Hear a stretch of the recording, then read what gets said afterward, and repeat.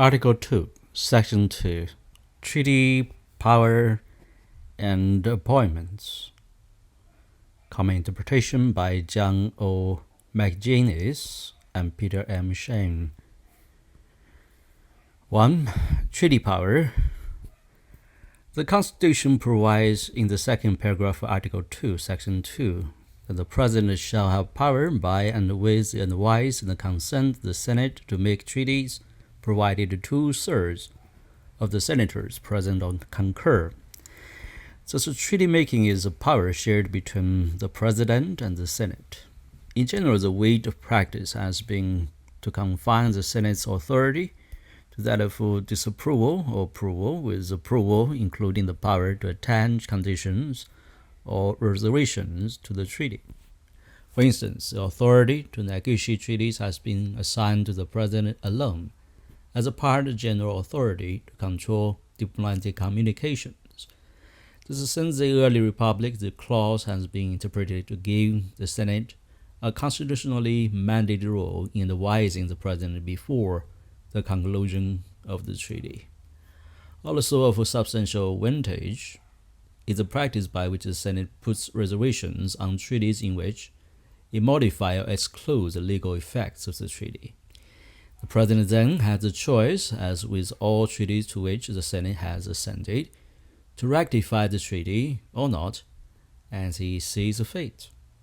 The question whether the President may terminate treaties without Senate consent is more contested. In 1978, President Carter gave notice to Taiwan of the termination of our mutual defense treaty. The U.S. Court of Appeals for the District of Columbia held that the President did have authority to terminate the treaty, but the Supreme Court in Goldwater v. Carter, 1979, vacated the judgment without reaching the merits. The treaty termination on Goldwater accorded with the terms of the treaty itself.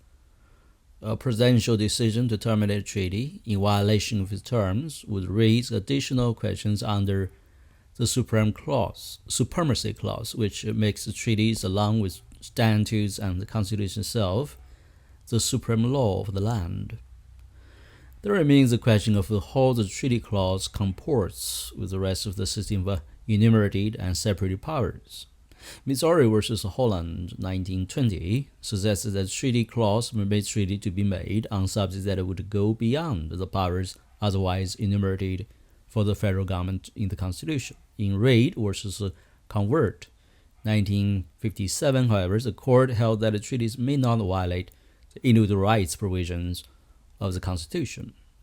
A still debated question is the extent to which the treaty clause is the sole permissible mechanism for making substantial agreements with other nations. In fact, the majority of U.S. pacts with other nations are not formal treaties, but are sometimes adopted pursuant to statutory authority and sometimes by the President acting unilaterally.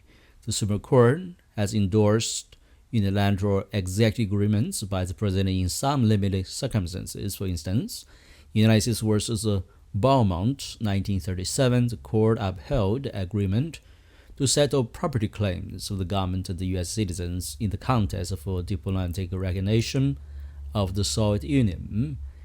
In James and Moore versus Reagan, 1981, the court upheld President Carter's agreement with Iran, again concerning property claims of citizens in the context of releasing U.S. diplomats held hostage by Iran. The court has never made clear the exact scope of executive agreements, but the permissible ones appear to include one-shot claim settlements and agreements attendant to diplomatic recognition. With the so-called congressional executive agreements, Congress has also on occasion enacted legislation that authorizes agreements with other nations.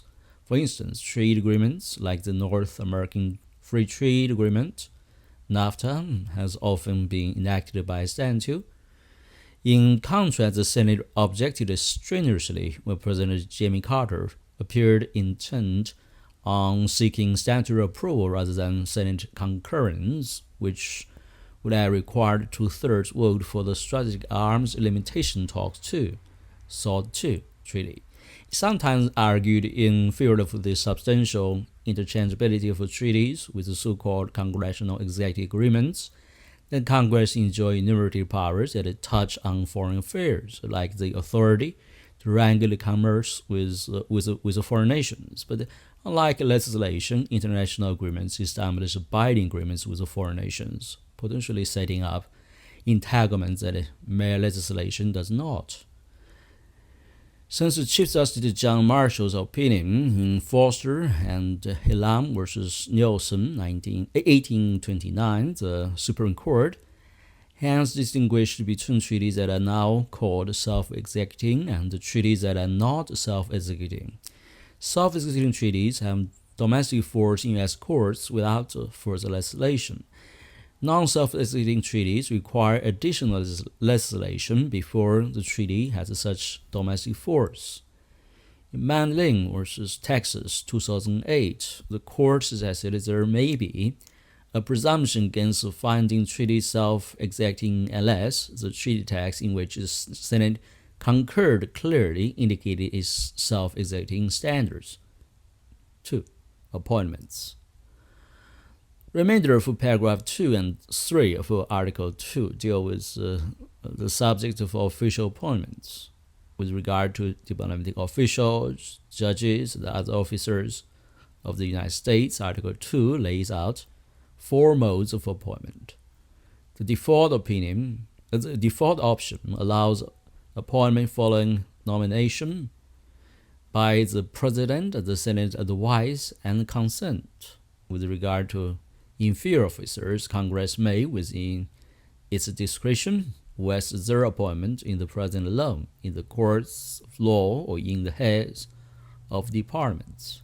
Supreme Court has now drawn a bright line distinguishing between inferior officers who might be appointed within the executive branch and the inferior officer Congress may allow courts to appoint, provided only that for judicial appointees there be no incongruity between the functions normally performed by the courts and the performance of their duty to appoint.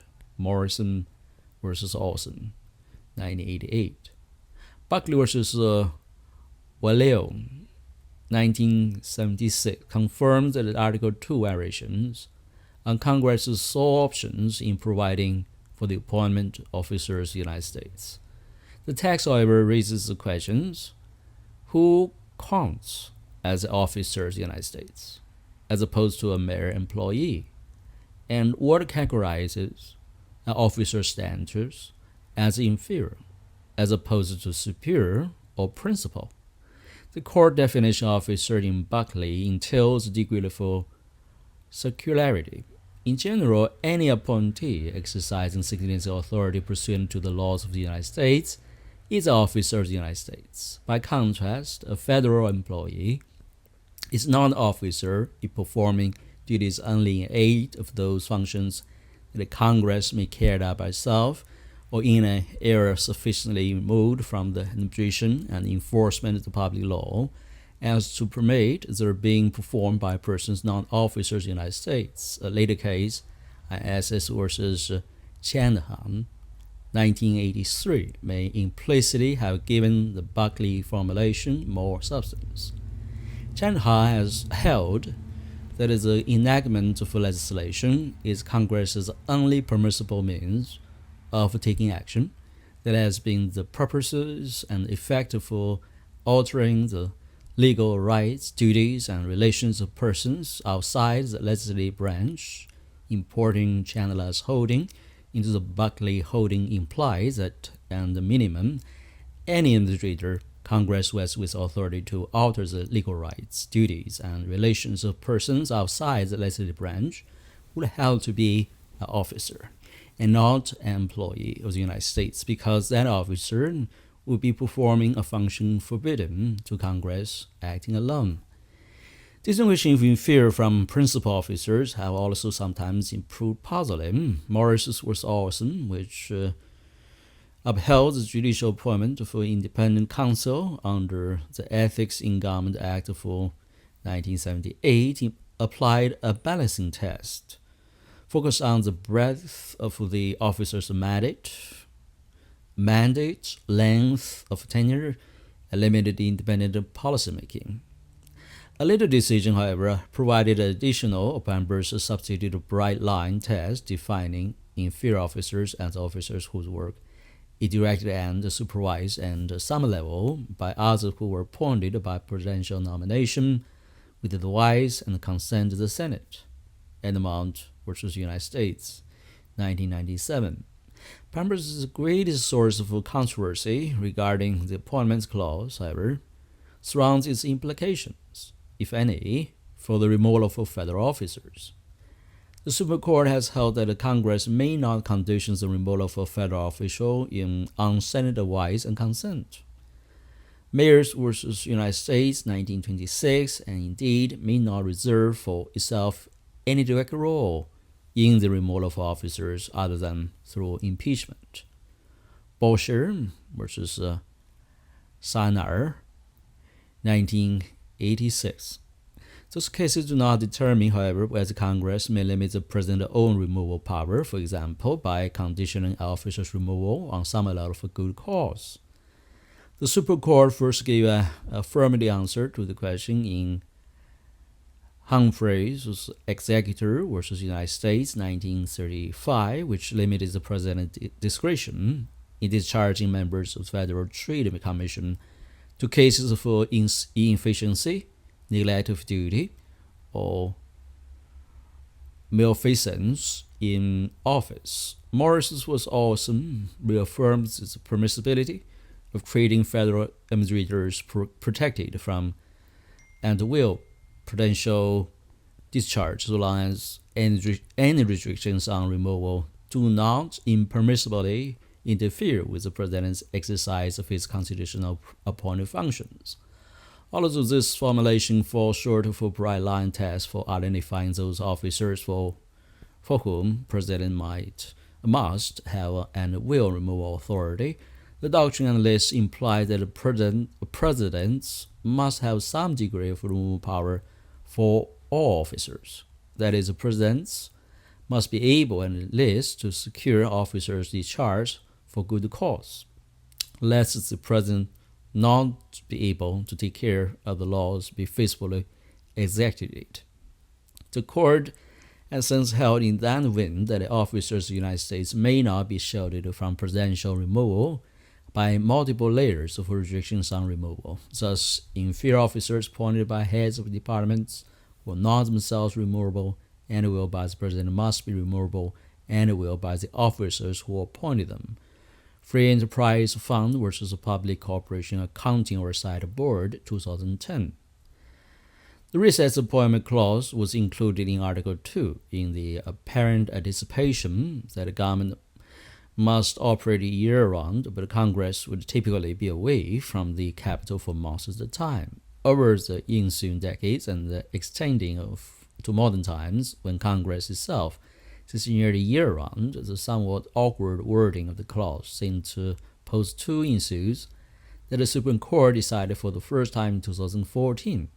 First, as the power recess appointments extend to vacancies that initially occurred while the Senate was not in recess. Second, may a period of Senate adjournment trigger the president's recess appointment power, even if that period of adjournment occurred during a Senate session rather than between the adjournment of one session, since die and the convening of the next. Finding the text ambiguous, the court answered both questions affirmatively,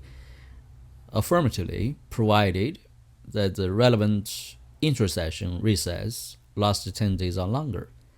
As a result, in the particular case, the court ruled against the president because the relevant recess was too short. The majority rested its analysis on what it took to be a relatively consistent pattern of behavior by Congress and the executive branch, effectively ratifying the president's power as a constraint. NLRB versus Noel Cunning, 2014. Mander debate, the first perspective, an originalist reading of Article 2, Section 2 by John O. McGinnis. The practice and jurisprudence of the treaty and appointment clauses err when they depart, and they too often do, from the original meaning of the Constitution. The original meaning is the meaning that it would have been most likely embraced by a reasonable person at the time of the framing. Because the Constitution written in the language of law, the original meaning is constituted by the text in its historical and legal context. Courts are obligated to use the interpretive method and the time of enactment to find the better supported meaning, even if an ambiguous text can yield more than one meaning. The results of an originalist reading of these clauses would at times favor the president, but at other times disfavor him, but they would more generally promote accountability. They would also create more bright-line rules and limit the discretion of the Supreme Court to make decisions according to opaque balancing tests that maximize its own power. Appointments clause. The appointment clause must be read against the background of the executive power granted to the president. That authority included the traditional powers of executive, not simply enumerated powers, and those specified in Article 1, Article 2, then qualified that understanding by expressly giving some of the executive traditional powers to Congress. In the Appointments Clause, the Senate is given the power to advise and consent to nominations. Because the Constitution does not change the executive power to dismiss subordinate officers, the President retains an unqualified power, as it was a part of traditional executive authority. This will reflect the majority view of the first Congress after a deliberate debate, when they did insulate the President's authority over the Secretary of State. See Sri Krishna Prakash New Light on the decision of 1789. 91 Colonial Law Review, 1012, 2006. The country decisions for the court are both wrong and unclear. In Morris v. Olson, 1988, for instance, the court did not offer a rule for determining when Congress could insulate the president's power, but made instead the question depend on some factors and the scope and authority of the office ensued. This aggrandized the court's power and unsettled and established a framework for government. Similarly, the court is wrong to permit the court to appoint executive officials so long as there's no incongruity between the functions nominally performed by the courts and the performance of their duty to appoint. Morris was Olson, 1988. It's true that the Appointments Clause allows the court's law to appoint inferior officers, but thus as the president's authority on the Appointment Clause must read against the background of Article 2, so the court's authority must be read against the background of Article 3 that defines their own powers. There is a judicial power defined as extending to cases. The authority of courts of law in appointments matters is thus more naturally read as ancillary to their defined powers. Accordingly, courts of law can appoint officers ancillary to their own work of deciding cases, like law clerks and bailiffs, but not executive officials. Once again, the Supreme Court has replaced a relatively clear line with a murky test that exalts the judiciary's own powers. Similarly, Morrison's balancing test for what is an inferior officer wrongly focused on the breadth of the officer's mandate, length of the tenure, and limited independent policymaking.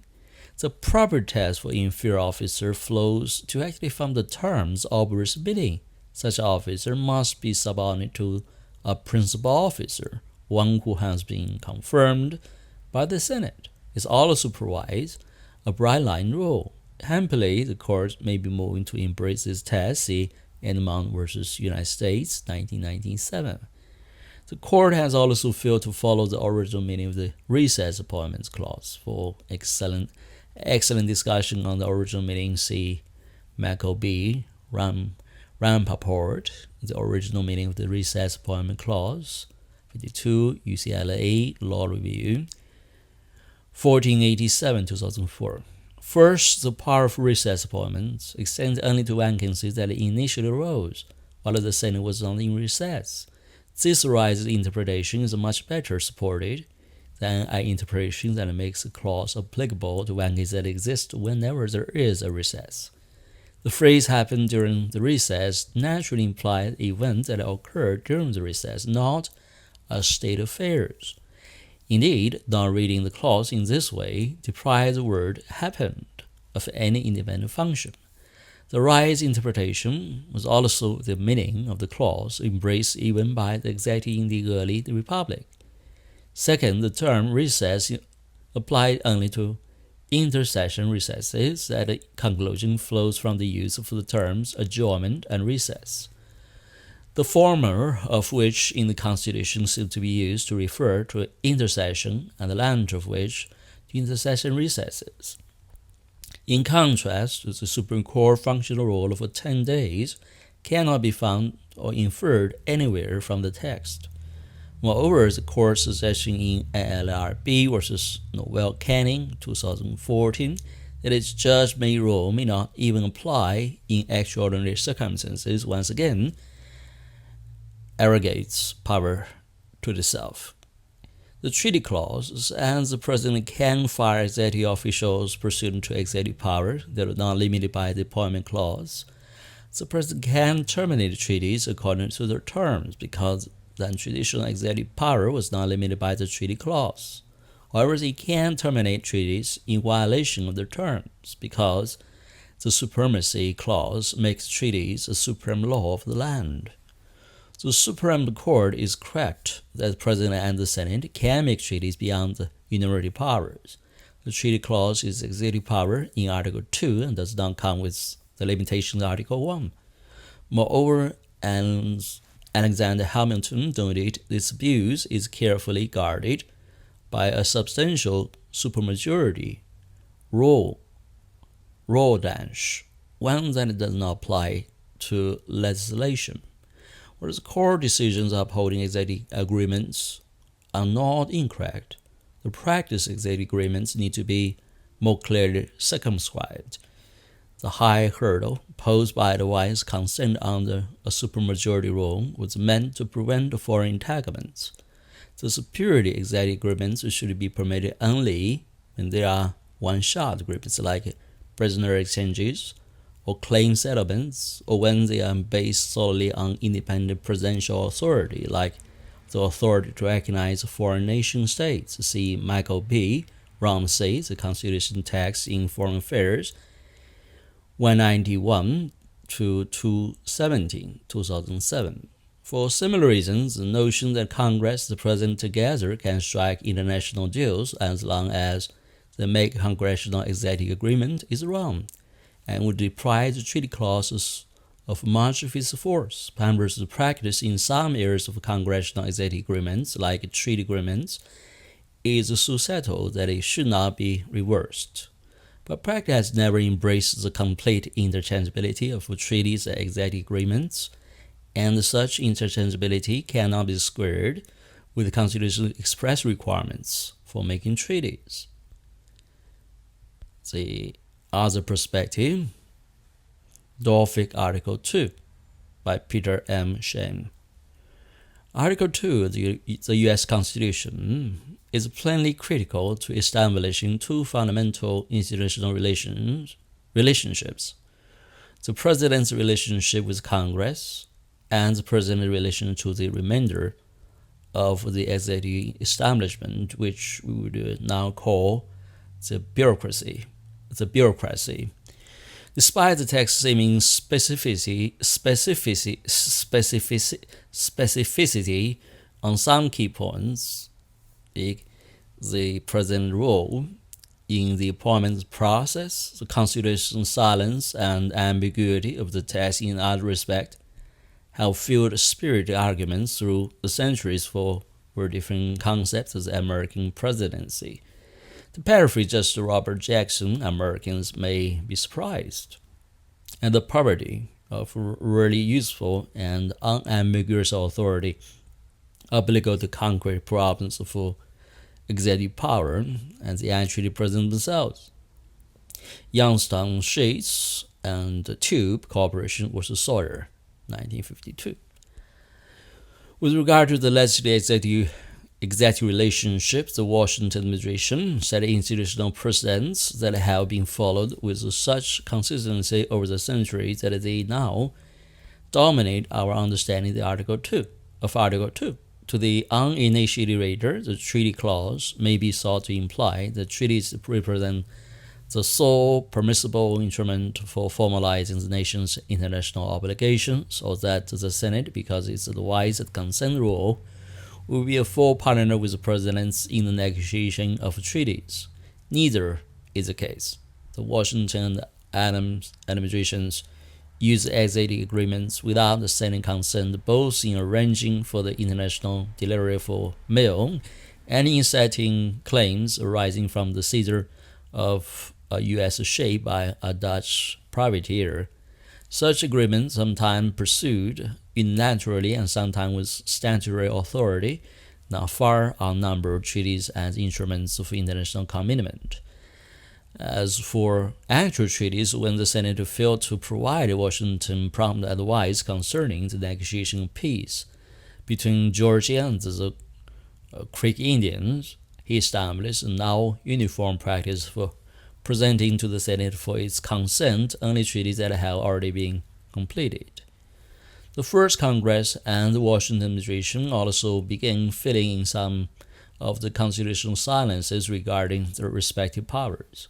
Congress first asserted its unstated power to investigate the executive branch by establishing a special committee to look into the bloody defeat of the U.S. Army by a confederation of Indian tribes in the Northwest Territory. Washington, for his part, provided the committee with those executive branch documents it sought to inform its investigation, but only after determining with his cabinet that the disclosure decision was discretionary on his part, and then the president might constitutionally withhold information that ought, in the public interest, not be disclosed.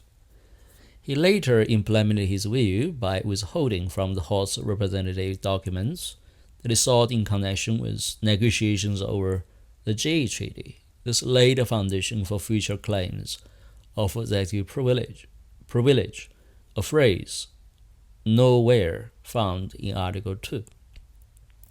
Text, even aided by history, however, shines less light on constitutional requirements for its present relationship to those other instrumentalities of government that Congress creates, but which are not part of the federal judiciary. That is, to the plethora of departments, agencies, administrations, boards, and commissions comprised within the executive branch. Recent decades have seen much ardent advocacy on behalf of the so-called unitary executive idea, specifically the view that Article 2, by vesting law executive power in the President, forbids Congress from extending any such authority to individuals or entities not subject to presidential control. And adherence to this unitary executive reading of Article 2 insists that the Constitution guarantees the President plenary powers which Congress may not limit, both to discharge unelected executive administrators and will, and to direct all those officials shall exercise any and all discretionary authority that they possess under law, to take but one quotidian example, a Justice Department operating from the Reagan administration argued that a statute requiring the director of the Centers for Disease Control to arrange for the mass mailing of AIDS information flyers free from any executive branch supervision violated the separation of powers by unconstitutionally infringing upon the president's authority to supervise the executive branch. Statute limiting the president's authority to supervise the director of the Center for Disease Control in the distribution of AIDS pamphlet 12 U.S. Operation Official Legal Counsel 47, 1988. With regard to most of what the executive branch does, namely implementing domestic statutes with no close connection to foreign affairs or military command, this interpretation is not persuasive. The clauses that supposedly grant unitary executive theory are the executive power vesting clause, the faithful execution or take care clause, and the written opinions clause. Independently or altogether, these clauses are sought to create two constitutional imperatives. The first is that the president is entitled to execute the laws personally and may take upon himself or herself the prerogative of making any administrative decision that Congress has assigned to any officer within the executive branch.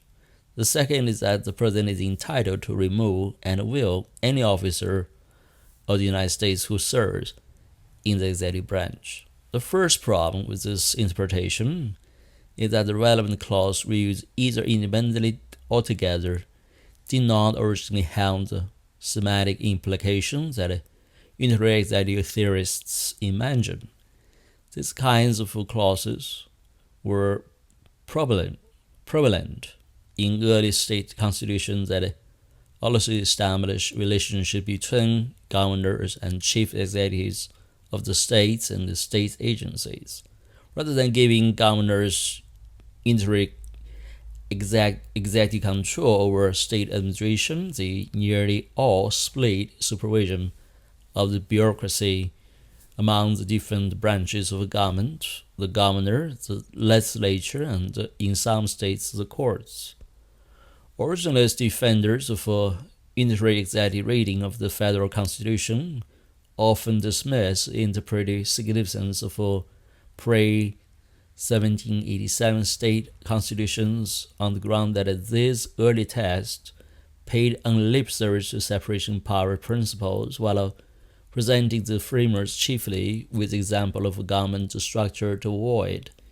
The problem with this stance is that the state constitutions written in the first decades after 1789 persisted in using the same clauses by that time found also in Article 2 to describe state governments in which governors continue to lack unitary control. Close study of the state constitutions as state administrative practice under them thus belie any unitary executive reading of Article 2 that purports to be based on contemporary understandings of the text alone. Nor is the argument borne out by a history of institutional practice. The first Congress handiwork regarding the structure of the initial administrative departments is inconsistent with the idea that the framers intended a unitary executive.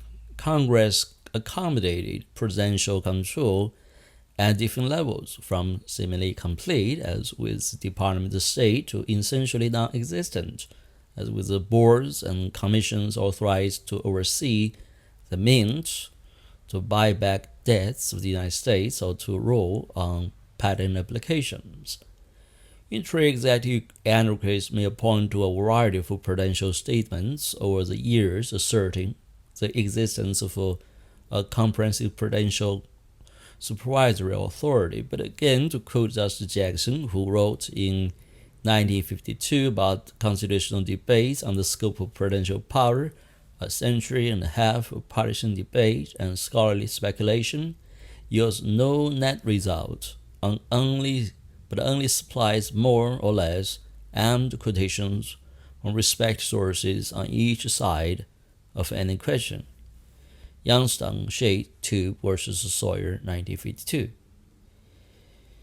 Unitarian arguments based on prudential statements simply cannot overcome Congress's conspicuous eclecticism from its first session forward in fashioning different administrative structures with different lines of accountability to different sources of supervision. Finally, the argument for the unitary presidency makes a mistake for anachronism. The managerial presidency extolled in the late 18th century was just not conceptualized in the policy terms now understood by modern presidentialists. Even if the original presidential office has been intended to be unitary in some administrative sense, the president's original designed managerial powers cannot logically add up to the contemporary version of unitary power urged upon us by 21st century presidentialists who interpret the Constitution as putting the president personally in charge of the exercise of any or all policymaking discretion that Congress may delegate to anyone within the executive branch. A better way is fully reconcilable with the test that Schuller to both relevant Supreme Court opinions and our institutional history. It holds that outside those particular subjects that are independently within the presidential inherited powers, such as issue pardons or making treaties, the degree of policy controls the president may exercise over subordinate officers up to Congress. Congress is limited in turn only by the Constitution's constraints on the scope of national legislative authority and the president's entitlement to dismiss officers in the United States who are breaking the law or negligent in the execution of their duties. For this reason, there is an intimate connection between the president's relationship with Congress, the president's relation to the remainder of the executive establishment. Specifically, the latter is significantly determined by the former. The Constitution gives Congress a political discretion to defer substantially to the pleas of the executive for highly centralized control over administrative agencies, but only if Congress chooses to do so. The bare framework of Article 2 leaves the president with the task of persuading Congress that authorizing such control over any particular agency is in the public interest, a judgment of policy, non-constitutional interpretation.